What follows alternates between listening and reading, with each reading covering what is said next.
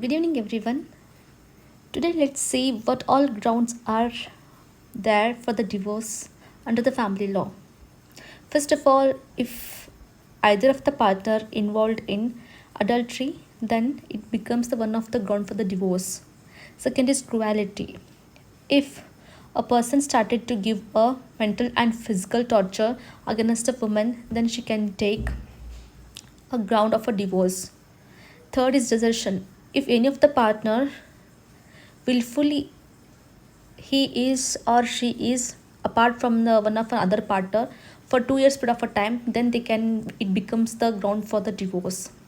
Fourth is conversion. If any of the spouse who will be converted to another religion, for example, if a Hindu woman or Hindu husband he actually converts to some other religion, then it also becomes the ground for the divorce. Then fifth is unsoundness of a mind. So if any of the partner is suffering with any of the mental disorder, then it also becomes a ground for the divorce. Leprosy. Leprosy recently it got amended in the year of 2019, and it will I will be updated with respect to this in later video. So leprosy is also one of the ground for the divorce.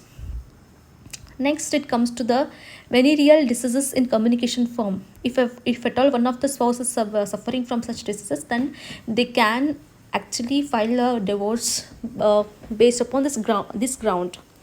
So renunciation of this world. So that is nothing but if the spouse has renounced the world and entered into the religion order or religious order, then also it becomes the one of the ground for the divorce. Ninth is nothing, a presumption of the death. If the spouse, any of the spouse has not been heard alive for the 7 years or more, then it can become the one of the reason for the divorce in nature.